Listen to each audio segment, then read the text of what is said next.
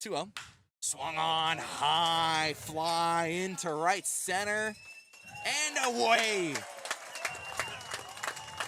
Caleb Hoover, solo shot in the third.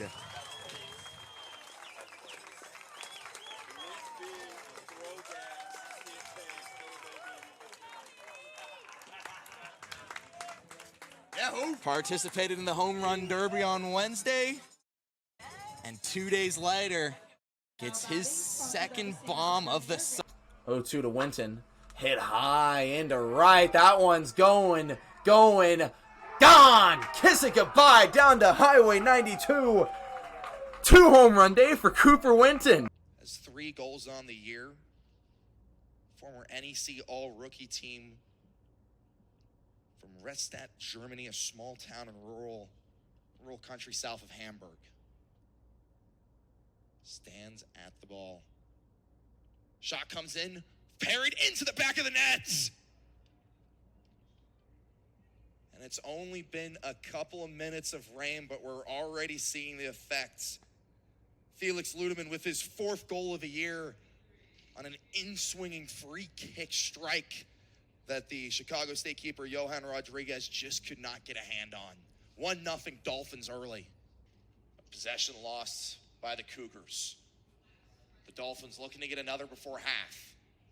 Through ball up. Headed across, off the head, and saved. Rodriguez had to showcase the athleticism on that one. A dangerous header from Lemoyne that goes out of bounds for a Dolphins corner. Quezada looked threatening there, but loses possession. Talebi reclaims it back on the slide tackle. It's the through ball up to Pagano. Pagano just looked out of gas on that one. We've seen so many through balls. He certainly is starting to take a toll, especially with the weather conditions we have. He gets the ball back, plays it into his brother.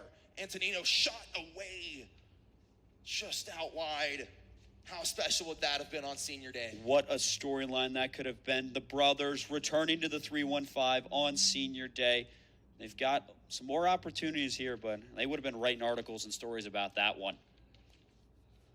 Pagano got an assist in the win Thursday against Central Connecticut State along with his most recent goal.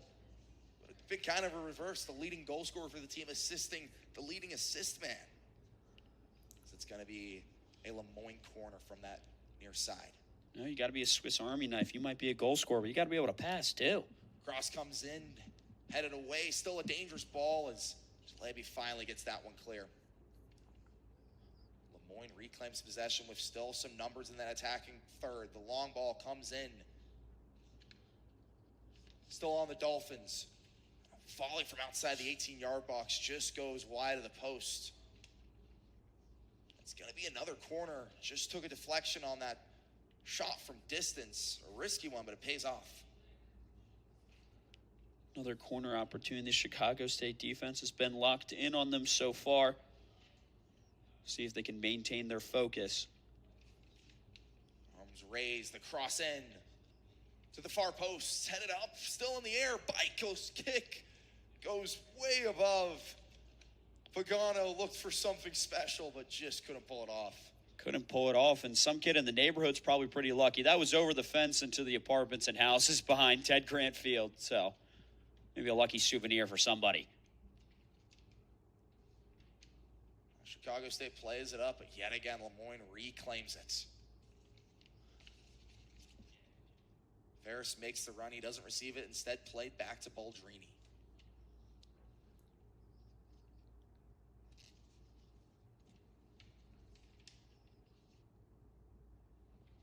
Out wide and an errant pass from the Dolphins player. Huss not happy there. Just sent that one right over to his own bench. A little bit of miscommunication with that, with his far side teammate.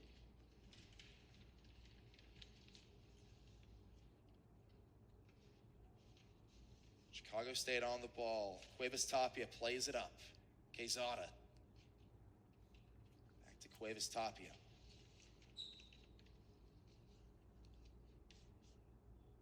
Aiden Sang. Switches field.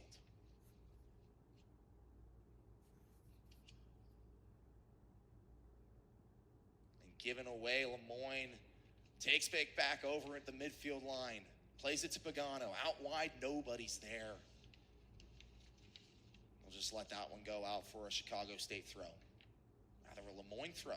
Took a deflection. Ferris takes his time heading over there.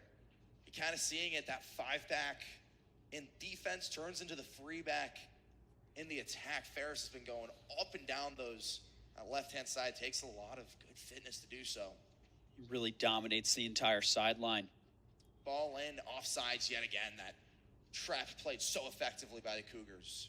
Coming up on the bench, the Yankees and the Red Sox, the Lakers and the Celtics, Syracuse and Johns Hopkins. It's another chapter in lacrosse's greatest rivalry and one where SU needs a win. The Orange are coming off back-to-back ranked losses with the gauntlet of the schedule still left. Could the Cuse get back on track or would Hopkins continue its rival skid? Plus, Syracuse women's basketball is on the verge of another milestone. 800 all-time wins could be eclipsed this week for FLJ's squad in their way. A potent Virginia Tech offense that's won its last 10 games at home. For an Orange team that struggled to score, it feels like a tall task. But when you have a sharpshooter that can get hot at any moment, anything's possible for the Cuse. And there's no better time to play a rescheduled game from September for Syracuse women's ice hockey than now. With a new year and a top 5 test on the road, perhaps it is the best time for the Orange to get a statement win. All of this and a whole lot more, it's on the bench, and it starts right now. Hello and welcome into our CitrusTV studios alongside Austin Race and Sydney Coulier. I'm Nate Martin. Guys, the producers have been here since 8 a.m. We don't have any time to banter. We got to get straight to our headlines of the week. Tournament. Syracuse women's basketball finds itself with a losing record in non-conference play. Disappointing losses against UAlbany and Creighton have put a stain on this season, but a tilt against a 1-7 Yale side could be what the Orange need ahead of conference play next month. Let's head back to the Dome for this battle of women's basketball bums. Both teams below 500 for the first meeting in the Dome ever between these two sides, and it started off with the 1-7 Bulldogs getting it done on offense. That's Mackenzie Egger, the Bulldogs' leading scorer, grabbing her own miss, getting it back up, and then defense turns into offense. Lucy Lynn, pull-up J, 10-5 lead here for Yale, but Cuse comes back thanks to Isabel Verajal making plays on both ends of the floor. Beautiful backdoor cut there on one end, and on defense, rejection. 33-20, Cuse leads at the break, and it would pile on from there. Kira Scott on the fadeaway, good.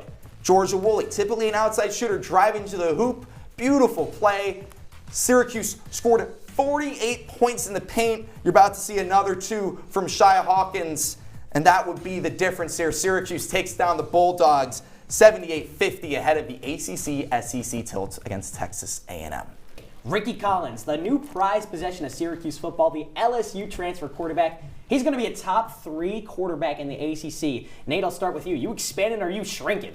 Jish, this might be the biggest shrink I have ever seen. We don't even know if Ricky Collins is going to be the starting quarterback in the fall. I get that Fran Brown said this is our guy going forward, but you bring in Steve Angeli, so that he was a very solid backup with Notre Dame, made some plays in that national championship game against Ohio State. And I would also just want to say that I don't even know if the quarterback for Syracuse is set up for success. So many players left the team on offense, like Quinn Allen, Gadsden. There's going to be a lot of production that needs to make up for, and I don't think Angeli or Collins is the guy to do it.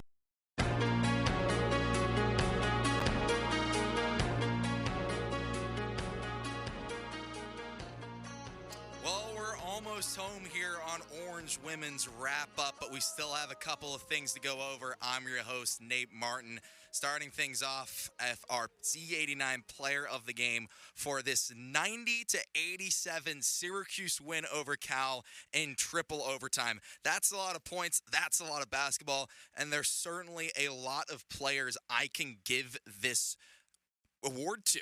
I think it's important to first start with the losers. Cal, obviously, coming back in this game. They were at one point down by 20, but crawled back, and a lot of that was because of Naya Ojukwu. Led the game in points with 25, went 7 for 9 at the free throw line, where she really did a lot of her damage late. She was the kind of player that put Cal on her back and allowed the Golden Bears to get back into this game. A really fantastic performance for the sophomore, the fourth-year sophomore, as our commentators Max and Dan pointed out.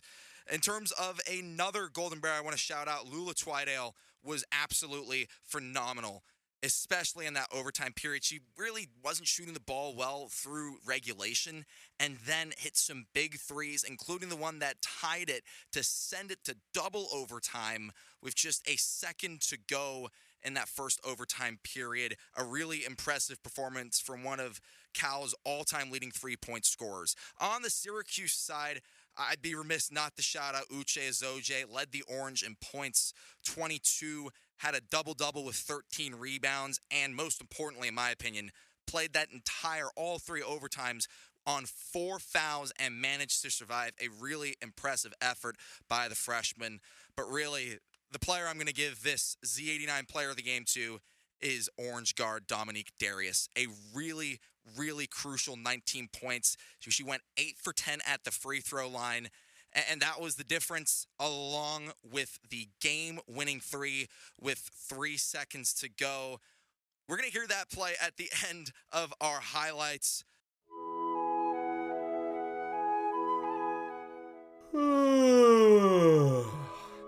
Doesn't it feel a little early to play basketball?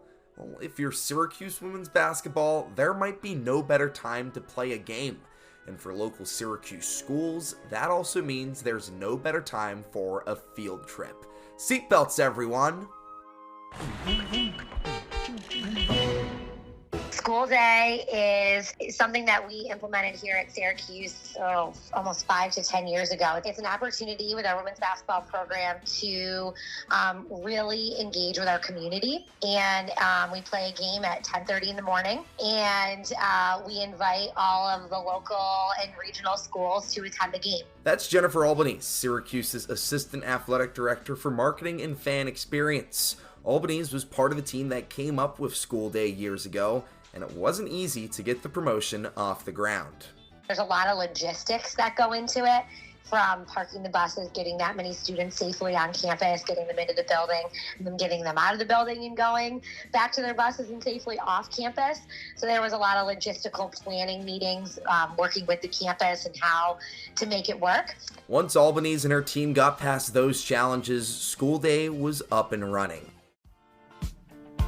So when we started off, I think we had about 30 schools come. This year we have 75 schools coming. We've had to move up to the second level in the Dome. We used to just do the first level. Now we're up into the second level. The promotion has very quickly become one of Syracuse's most successful each year. 75 schools, over 220 buses. It's a fan experience dream, and Albanese only expects it to get bigger and bigger. I 100% see it continuously growing. I'm constantly getting emails after, how do I get my school to come here, put us on the list for next year, because obviously we have an RSVP process. And yeah, I mean, it's been growing and growing, and I see it continuing to grow. And it's not just the promotions team or the schools that look forward to this game each year. The team, Syracuse women's basketball, always has their earliest tip-off circled on the calendar. Oh, it's their favorite every single year. I mean, the girls, when we do media day every year, they're always like, we're doing a school day, right? We still have a school day, correct? And, oh, yes. So it's really important for them. The girls love it. The coaching staff, loves it and so appreciates it. They're super supportive. All of this excitement plus an unusually large crowd for a 10:30 a.m. tip makes the Loud House extra loud. Yeah, I mean, I'm sure if you've been to a school day, it's the volume level is at its highest. We provide pom-poms to all the kids, so that's the giveaway that they get. So the pom-poms are at their seats when they get there. Even if that means sometimes cheering for the wrong team. They cheer when both teams score. It's really funny. We always joke about how they don't know who they're cheering for.